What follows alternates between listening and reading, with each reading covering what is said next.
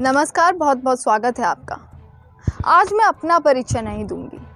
आज मैं परिचय दूंगी हमारे देश के माननीय प्रधानमंत्री नरेंद्र मोदी जी का, जिन्होंने कभी यह कहा था कि हमारे देश को एक मजबूत सरकार की ज़रूरत है।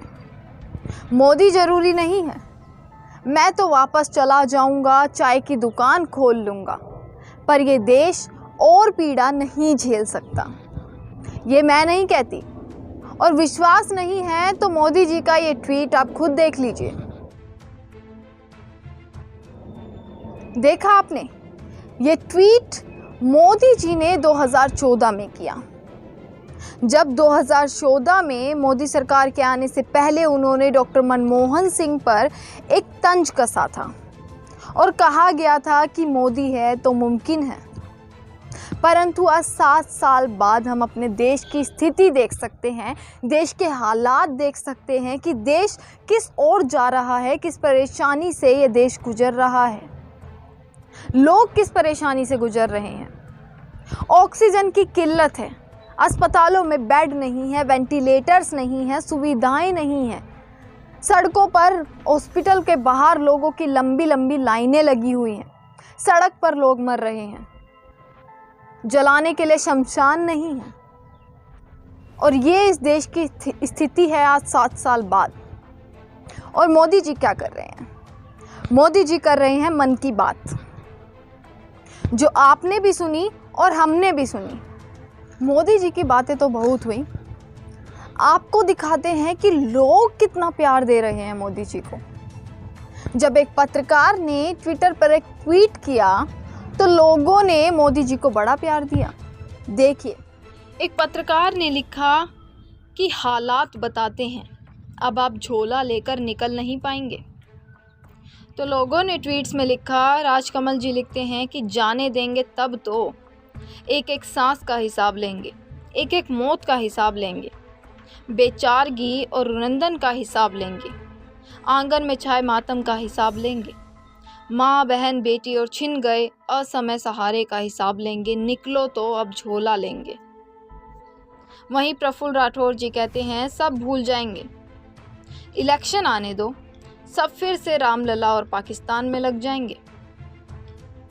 कलीम खान लिखते हैं कि जिस तरह मुर्गी अंडा तो दे सकती है पर ऑमलेट नहीं बना सकती, ठीक उसी तरह साहब भाषण तो दनादन दे सकते हैं पर देश नहीं चला सकते हैं। आगे भी आपको बताते हैं कि लहरी जी कहती हैं कि ना जाने कितने ही मृत लोगों की अस्थियों का बोझ होगा इस झोले में, ना जाने कितनी ही माँ बहनों की टूटी हुई चूड़ियों का बोझ होगा इस झोले में, ना जाने कितने ही मृत बच्चों की किताबों और डिग्रियों का बोझ होगा इस झोले में। इस बोझ को कोई बुज़दिल नहीं उठा सकता है। अनुराग अरोड़ा जी लिखते हैं, 2024 तक इंतज़ार करें, 2025 आते आते कुछ नहीं, बहुत से लोग झोला नहीं बिस्तर बोरी ले जाए और वो जाते हुए दिखेंगे। मनी अलमल जी कहते हैं, ये वो हैं जो किसी भी हालात में झोला लेकर निकलने वाले नहीं हैं, अपने अहंकार में बिगाड़ते जाएंगे, बर्बाद कर देंगे।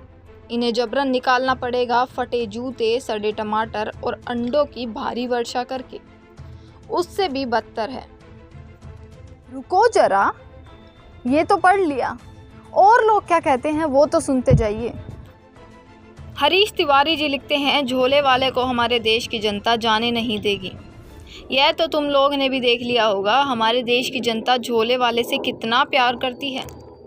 इस महामारी में भी जनता को अपने झोले वाले पर ही भरोसा है, वरना तो हमारे देश में स्विस बैंकों में खाते रखने वाले 2000 के लिए फटा कुर्ता पहनकर खड़े हो जाते हैं।